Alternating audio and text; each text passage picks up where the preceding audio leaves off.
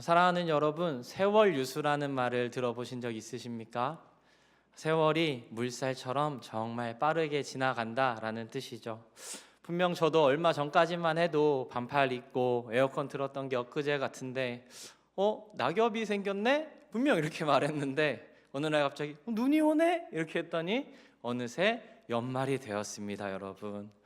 근데 여러분, 이렇게 우리는 떠내려가고 있는 올 한 해도 정리를 미처 다 못하고 있는데 우리는 쉴 새 없이 밀려 들어오는 새해라는 또 다른 물살도 이제 맞이해야 됩니다.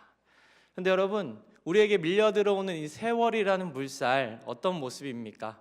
잔잔하고 평안해서 뽀듯하고 유유자적할 수 있으면 너무 좋겠는데 그렇지만은 않습니다. 사실 온갖 위험이 도사리고 있죠.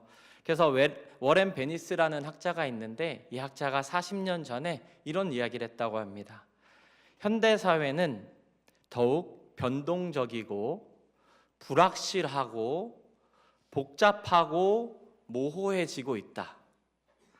그런데 더 큰 문제가 뭐냐면 그 변화가 충격적이고 불연속적이라는 것이다. 그러니까 쉽게 말해서 굉장히 급변하고 불확실하다는 거예요. 근데 제가 아까 몇 년 전에 말했다고 했죠. 이 학자가 40년 전에 이야기를 했다고 하면 지금 오늘날 우리 사회는 얼마나 불확실하고 얼마나 변동적이겠습니까? 또 이뿐 아닙니다. 우리에게는 마치 나일강의 악어처럼 우리를 호시탐탐 노리고 있는 대적이 있죠. 누구죠? 사탄이 있습니다. 그래서 어떤 분이 사탄의 공격은 캄캄한 어둠 속에서 주먹이 날아오는 것 같다. 한번 이미지를 그려보세요. 캄캄한 어둠 속에서 주먹이 날아오는 것 같다. 갑자기 나를 팍 어렵게 만든다고 하는 것이죠. 그러니까 이처럼 우리에게 다가오는 이 세월은 불확실하고 두려운 물살과도 같은 거죠. 여기까지 얘기 들어보시니까 내년이 오는 게 좀 싫은데 이런 마음이 좀 강하게 드시지 않으십니까? 근데 여러분, 오늘 본문에도 우리랑 똑같이 불확실하고 이 거친 물살을 헤쳐나가야 되는 한 사람이 나옵니다. 그게 누구냐면 바로 아기 모세죠. 우리는 다 컸는데 아기 모세가 지금 이 물살을 헤쳐나가야 합니다. 태어나자마자 죽을 운명이었던 사람, 어머니의 품을 떠나서 작은 갈대 상자에 담겨서 나일강 물결위로 보내졌습니다. 이제 그 물결이 어디로 갈지도 모르고 언제 악어가 나타날지도 모르는 그런 위태로운 상황입니다. 그러니까 이 아기 모세의 모습은 어쩌면 올해 그리고 내년이라는 물살 속에서 내가 어떻게 해야 되지 하면서 알지 못한 채로 떠내려가고 있는 우리의 모습을 보여주고 있습니다. 그래서 여러분, 우리는 내년을 맞이하기 전에 오늘 본문 말씀을 통해서 하나님께서 이 아기 모세에게 어떻게 역사하고 계신지를 확인해야 합니다. 그래야지 강력한 물살 속에서 올해를 잘 마무리하고 내년을 두려워하지 않고 맞이할 수 있습니다. 그래서 저는 오늘 하나님의 상자에는 노가 필요 없다라는 제목으로 하나님께서 모세에게 주신 은혜를 한번 나누어 보려고 합니다. 바라기는 오늘 말씀을 통해서 우리에게 밀려 들어오는 그 물살 속에서도 하나님의 평안을 누리시는 사랑하는 여러분들 되시기를 간절히 소망합니다. 첫 번째로 우리가 기억해야 될 사실은 무엇이냐면 우리는 하나님의 상자 안에 있다는 것입니다. 한번 같이 해보실까요? 우리는 하나님의 상자 안에 있답니다. 시작! 우리는 하나님의 상자 안에 있다. 우리 3절 말씀 한번 읽어보도록 하겠습니다. 시작! 더 숨길 수 없게 되매 그를 위하여 갈대 상자를 가져다가 역청과 나무 진을 칠하고 아기를 거기 담아 나일 강가 갈대 사이에 두고. 아멘. 모세 어머니 요게벳이 모세를 지키려고 너무 애를 썼는데 도저히 지킬 수가 없는 상황이 되었습니다. 아마 모세가 커가면서 막 울음소리도 나고 하니까 지킬 수가 없었겠죠. 그래서 갈대 상자를 만들고 거기에 모세를 태워서 나일강에 태워 보냅니다. 그러니까 내 힘과 노력으로는 도저히 안 되는 그런 인생의 순간이 찾아온 것이죠. 우리에게도 그런 순간들이 있죠. 어느 정도는 내 힘과 내 노력으로 되겠는데 이건 내 힘과 내 노력으로는 도저히 어떻게 할 수 없는 그런 순간들이 있고, 그때 요게벳은 이제 모세를 보낸 것입니다. 근데 중요한 것은 여러분, 이 다음의 이야기입니다. 이 다음의 이야기가 어떻게 진행됩니까? 나일강에 놓인 상자를 바로의 딸이 목욕하러 왔을 때 발견하게 됩니다. 그리고 자신의 아들로 삼게 되죠. 그래서 이 과정을 한번 자세히 살펴보면 하나님이 이 상자 안에 있는 모세를 얼마나 세밀하게 보호해 주셨는지, 얼마나 강하게 지켜주셨는지를 확인할 수 있습니다. 한번 말씀을 따라서 잘 한번 생각해 보십시오, 여러분. 자, 첫 번째로 우리가 생각할 게 뭐냐면 바로의 딸이 목욕하러 온 타이밍입니다. 자, 여러분, 당시 이집트 왕궁에는 화려하고 깨끗한 목욕탕이 많이 있었습니다. 근데 바로의 딸이 어디로 목욕을 하러 온 겁니까? 나일강으로 목욕하러 왔어요. 그래서 학자들은 아마 이 바로의 딸이 정말로 몸을 씻으려 했던 게 아니라 어떤 제의적인 행사, 자신들의 우상을 섬기는 예배를 드리러 간 것일 것이다, 이렇게 이야기를 합니다.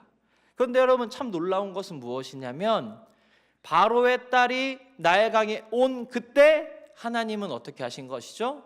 요게벳이 누구를 보내게 하신 겁니까? 모세를 강에 두게 하셨던 거예요. 그러니까 하나님께서는 지금 이방 제사를 드리러 온 그 여인을 통해서라도 하나님께서 예정하신 자녀 모세를 구원하시기 위해서 그것에 딱 맞는 타이밍에 그 바로의 딸을 불러주셨다는 것입니다. 그래서 지금 어떤 분도 이렇게 생각할 수 있어요.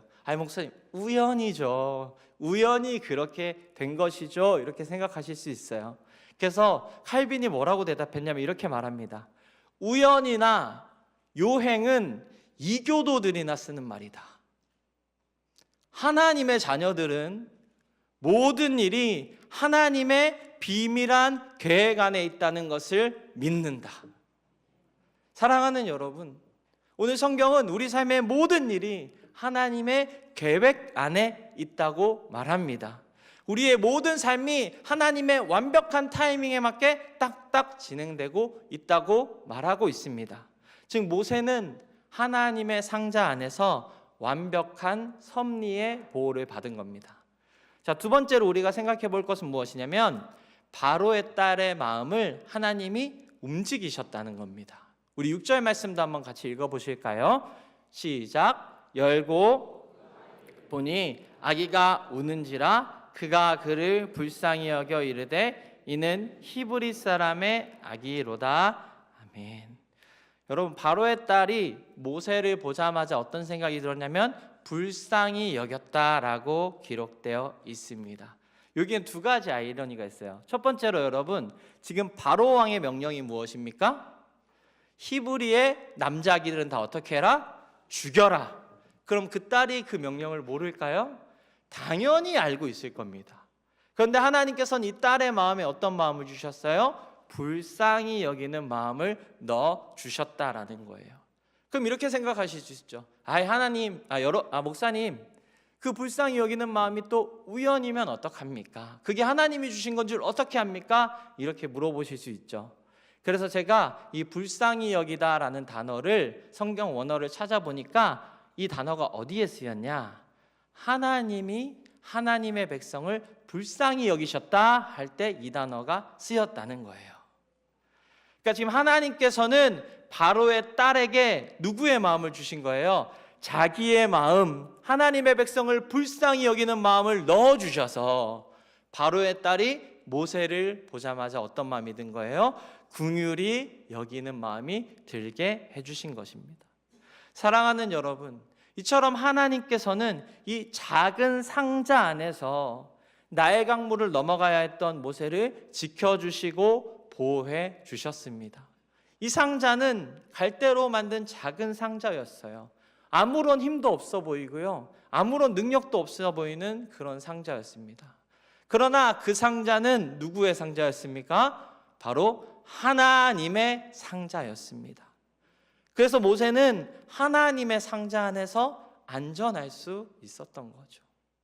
사랑하는 여러분, 지금 우리도 하나님의 상자에 타고 있습니다.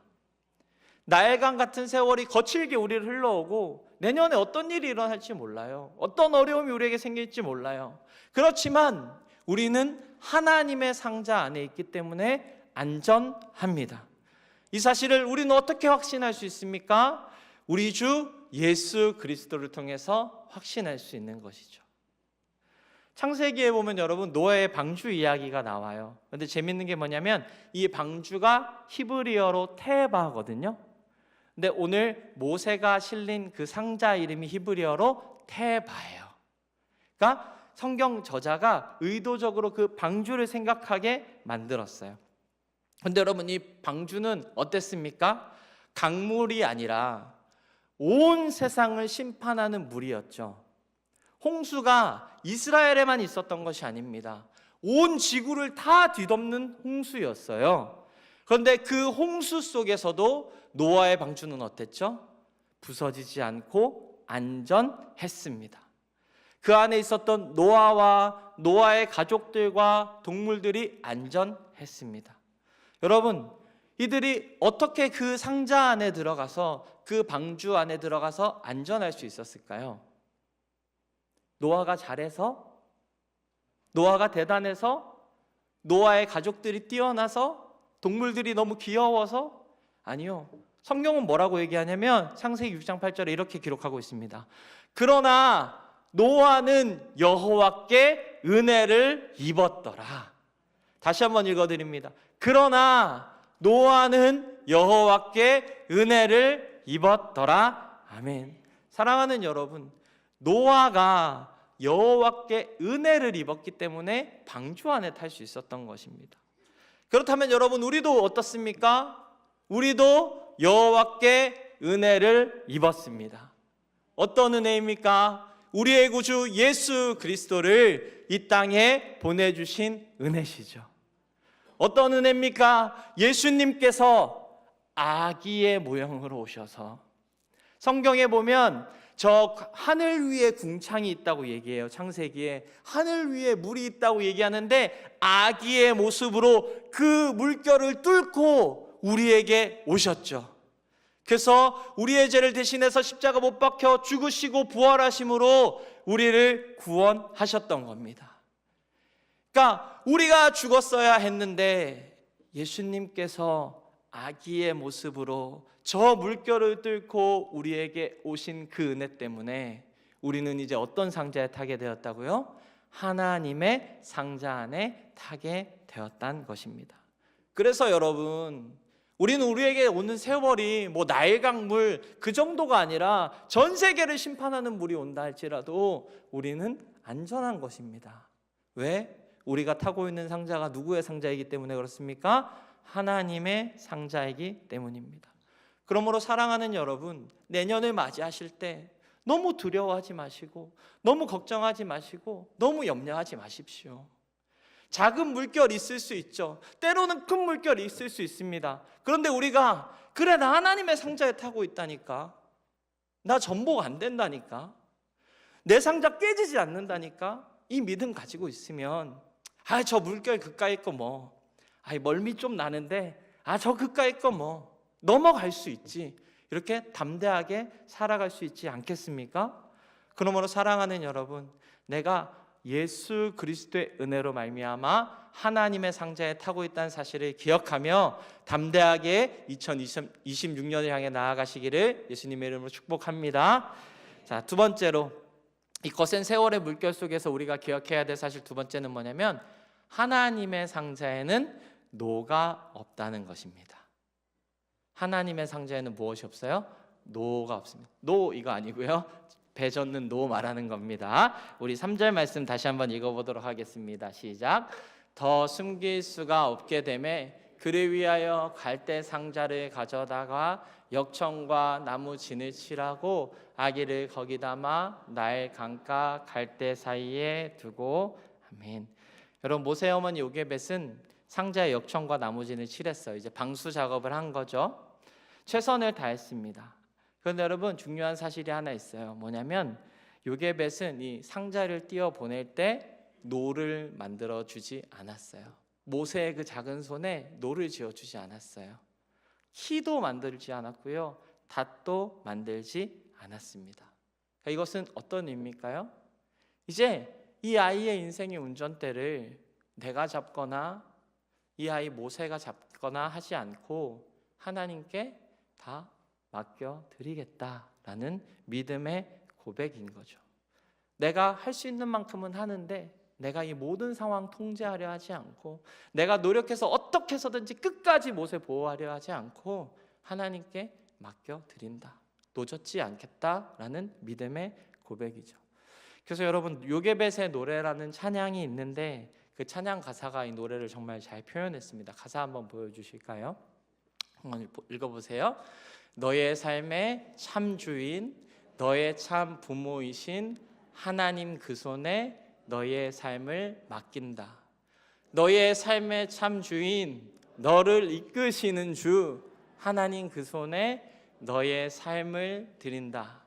그가 널 구원하시리, 그가 널 이끄시리라, 그가 널 사용하시리, 그가 너를 인도하시리. 아멘.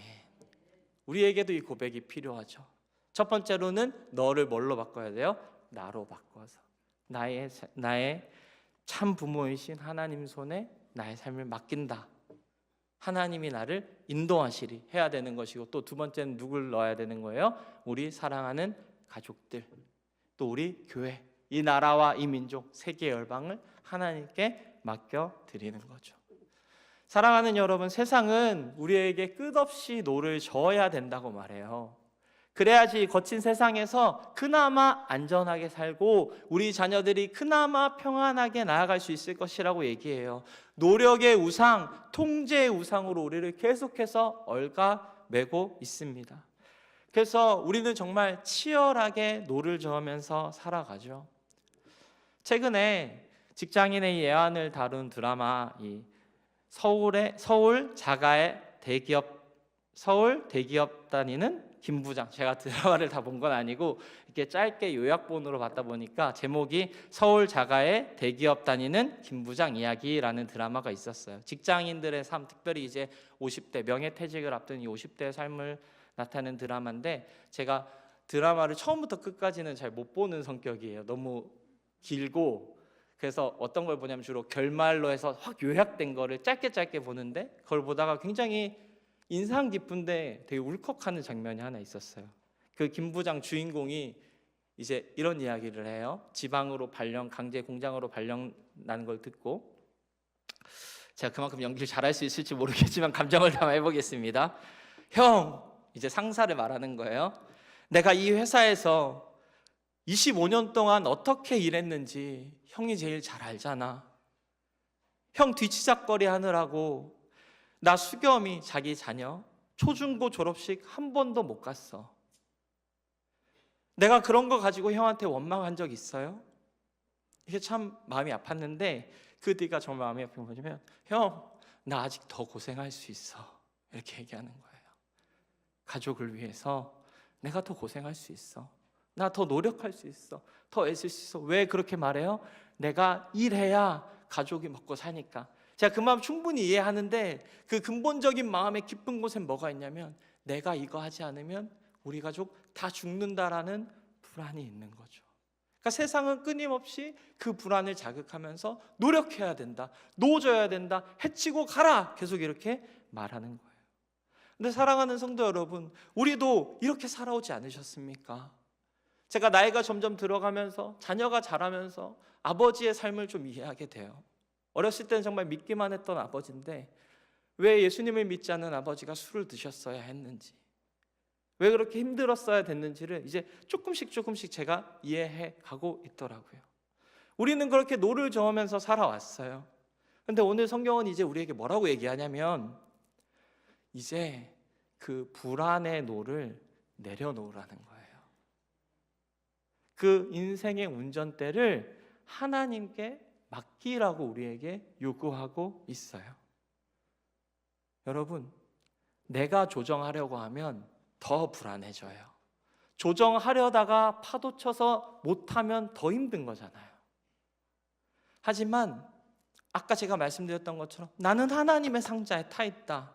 그래, 멀미 좀 날 수 있고 우당탕탕할 수 있는데 내 배 절대 전복되지 않는다. 그리고 내 인생 하나님께 맡겼기 때문에 하나님은 가장 좋은 길로, 가장 완전한 길로 나를 분명히 인도해 주실 것이다.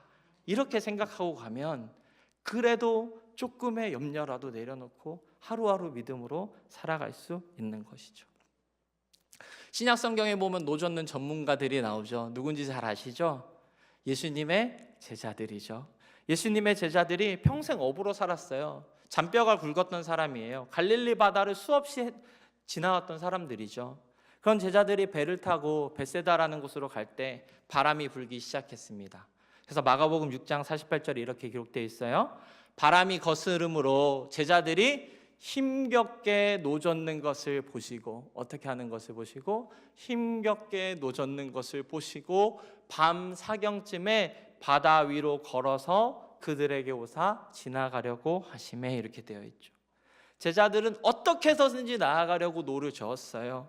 그런데 상황은 더 나아지지 않았어요. 더 지쳐갈 뿐이에요. 그런데 그때 그 바다 위를 걸어오시는 분이 계신 거예요. 제자들이 그렇게 힘들어하는 것을 보시고 바다 위를 걸어와서 심지어 자연의 섭리를 거꾸로 뒤집어서 제자들에게 오셔서 그 배를 안전하게 지키시고, 그리고 완전한 곳으로 이끌어 가시는 예수님이 오신 거예요. 그래서 성경에 예수님이 배에 타시고 뭐라고 하셨냐면, 안심하라, 내니 두려워하지 말라. 안심해, 내가 이제 네 인생의 배에 탔잖아. 두려워하지 마. 이렇게 말씀해주고 계신 것이죠. 사랑하는 여러분, 2026년을 바라보시면서 우리의 인생을 예수님께 맡겨드리기를 소망합니다. 제가 아예 노젓지 말고 그냥 탱자탱자 놀라는 말씀이 아니에요. 우리들이 해야 될 일은 열심히 할 거예요. 그런데 그 노는 불안의 노가 아니죠. 어떤 노예요? 믿음의 노인 거예요. 어떤 노예? 예수님이 앞에서 진두지휘하시고 나는 그것을 따라서 노를 짓는 인생인 것이죠. 그러므로 사랑하는 여러분, 한 해를 마무리하는 이 시간에 예수님, 2026년 내 인생의 운정대 주님께 맡겨드립니다. 주님 인도하여 주시옵소서. 주님만 바라보며 따라가겠습니다. 주여 나의 삶을 인도하여 주시옵소서. 우리가 이렇게 기도하며 나아갈 때에 우리는 어떤 거센 물결이 다가온다 할지라도 두려워하지 않고 염려하지 않고 담대히 나아갈 수 있을 것입니다.